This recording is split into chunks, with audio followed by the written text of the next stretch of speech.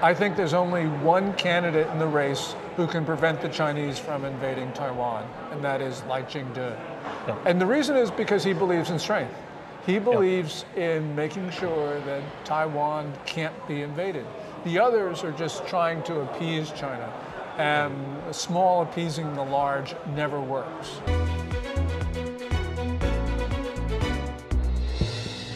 新闻硬邦邦，听新闻最爽。我是节目主持人斯坦，欢迎各位收看。今天我在牛仔溪这边，就是有美东的信赖台湾后援会，我们要支持台湾挺赖清德。然后我今天在这里遇到了一位特别来宾 Gordon, thank you so much for agreeing to take part in this show. It's a pleasure, and I've been a long fan of yours, and I really do appreciate that you came here. Well, I very much appreciate the interview, so thank you. Thank you. Gordon, so here the whole event, it's focused on the figure of a presidential candidate, Lai Ching-te. And many people right now in Taiwan are discussing who is the most suitable person for the position of the president of Taiwan. And what is your opinion on that topic? I think there's only one candidate in the race who can prevent the Chinese from invading Taiwan, and that is Ching-te. Yeah. And the reason is because he believes in strength. He believes in making sure that Taiwan can't be invaded. The others are just trying to appease China, and a small appeasing the large never works. I think, like, during your speech, you said one very important thing. If there has been more support to Ukraine before the war, Putin might have not invaded, right? If Ukraine, for instance, were a NATO member, Putin would not have invaded. If the United States and other countries had supplied Ukraine with munitions beforehand, Russia probably wouldn't have invaded. So it was the weakness that was provocative. And that's really going to be Taiwan's problem. If China believes that it can take over Taiwan, it will invade. If they believe that they can't get away with it, they won't. It's very simple. Bullies, anybody who's been in a sandbox with a bully in elementary school should understand this. Yeah, and actually Putin and Xi Jinping, they have many similarities, and they do cooperate with each other. You see those military drills that they do together, and actually during Russia's invasion in Ukraine, many people in Taiwan started discussing the topic. If Ukraine is now, maybe we will be the next. That's an obvious connection. And even the people in Japan said the same thing. Japan decided to radically increase its defense spending because of the Ukraine invasion. Yeah, and right now, actually many people are asking the question, how can you deter the aggression coming from, for example, Russia in Europe or from China in Indo-Pacific region? The only way is to make it clear that the cost of invading would be unacceptable. In Taiwan's case, they've got to make it clear that they can repel an invasion of Taiwan. And also with Taiwan's case, if they can show that they've got friends who will be on its side, then clearly that is going to be something that will, I think, very much deter China. And talking about the cognitive warfare from Russia to Ukraine or from China to Taiwan, right now you can see a lot of misinformation and disinformation campaigns being conducted against Taiwan, and there are more and more channels that are supporting China, supporting the appeasement towards China are actually being opened up in Taiwan. Do you have any suggestions? How can we differentiate between the true information and the false information?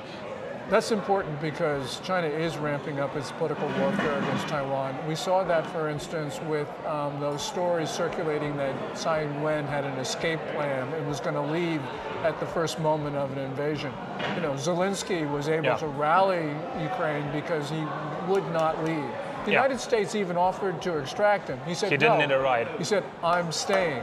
Yeah. So, those stories that China put out, which were false, they're very clear that they wanted to dishearten the people in Taiwan.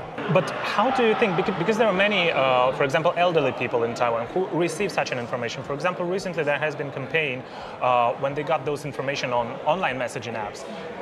If Taiwan gets unified with China, then all of your bank savings will be exchanged from new Taiwan dollars to the Chinese currency, and the currency exchange rate would be like 1-to-1.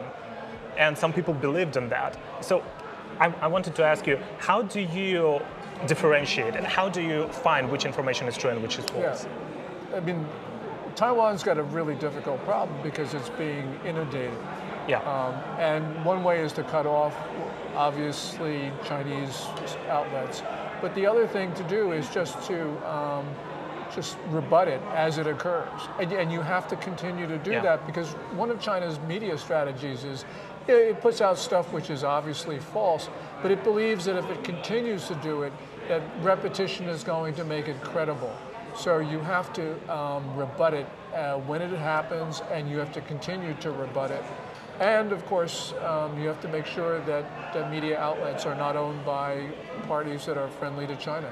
That's a difficult thing in a democracy to do, but nonetheless, when you can show that China's been using these media outlets for disinformation to try to undermine freedom and democracy in Taiwan, you just have to say, no, you can't own it anymore. That's a very difficult thing, but remember, Taiwan's in an emergency situation. So I think that they need to take measures which would otherwise be considered drastic. Thank you so much. During your speech, you also mentioned fentanyl problem and synthetic drugs coming to the United States from China. Actually, in Taiwan, more than 60% of all the drugs, illegal drugs, they come from China. And do you think that there is some room for cooperation between the United States and Taiwan on fighting like the illegal synthetic drugs coming into these countries? Yeah. What needs to be done is for the United States to make a determination that it's not just some sort of criminal gang in China, that it's the Communist Party, and to sanction the Communist Party and impose costs that are greater than the benefits Beijing believes it receives by sending fentanyl into the U.S., which means cutting trade, cutting investment, cutting technical cooperation, just make it so punishing that China will not continue to do this. But China's behind this. I mean, China runs a near total surveillance state. 700 million surveillance cameras. 1.69 billion cell phones are used to locate people. And they've got other ways to do it. So China knows what these fentanyl gangs are doing, and that means that the Communist Party approves of the selling of drugs. And you know, Taiwan and the United States and any other country that has, you know, the recipient of Chinese fentanyl, they should impose those costs. I do agree with you here, and actually if we look at those pharmaceutical companies that, or chemical manufacturers that are involved in producing those drugs, they all have CCP members inside. It's like by law, if a company is big, you have to have a CCP observer there. And one last question I wanted to ask you is about current attitude of the United States towards Taiwan, because people-to-people communication, it's very friendly. Many people are very welcoming and they think that they should help and support Taiwan. But if we look at the position of the White House, the so-called strategic ambiguity, sometimes, like for example during the recent visit of Secretary of State Blinken or Secretary of Treasury Yellen, I've heard Mr. Blinken saying that the United States doesn't support Taiwan's independence. I know that also it goes in the line with those strategic ambiguity positions, but don't you think that it sends wrong signals to the Chinese Communist Party? It certainly sends the wrong signal. During that trip of Secretary Blinken to Beijing, they humiliated him from the get-go. And so he shouldn't have said anything, even if it was consistent with American policy. He should not have said anything that Beijing wanted to hear. He just needed to show the Chinese that he was not intimidated by them. But unfortunately, he said, yeah, we do not support Taiwan independence. That was not the right thing to say. America's one China policy is basically, we recognize Beijing as a legitimate government of China. We acknowledge, in the sense that we say we understand that's what they say, but don't approve, their position that China includes Taiwan. And we say the situation of Taiwan is unresolved and has to be resolved with the consent of the people in Taiwan. Now, saying that we don't support Taiwan independence is technically consistent with that policy. But as I said, we should not have said anything that Beijing wanted to hear, especially after the way they treated Blinken. Yeah, because if you're ambiguous, then be ambiguous. Saying that you just don't support the Taiwan's independence is a little bit, it goes in a little bit of different direction from ambiguity. And the last thing is, there are many Taiwanese Americans here today. How do you think the diaspora members, the Taiwanese diaspora, can help with Taiwanese democratization processes, with elections, and what can they do, for example, with fighting the cognitive warfare? Yeah. Taiwanese in the United States, they should talk to their representative, they should talk to their senator, talk to their governor. China's propaganda and political warfare is directed at all levels of American society. So Taiwanese should direct their efforts at all levels of American society and show that the Chinese propaganda is wrong.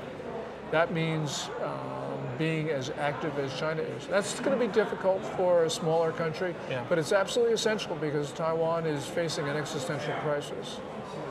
Thank you so much, Gordon. And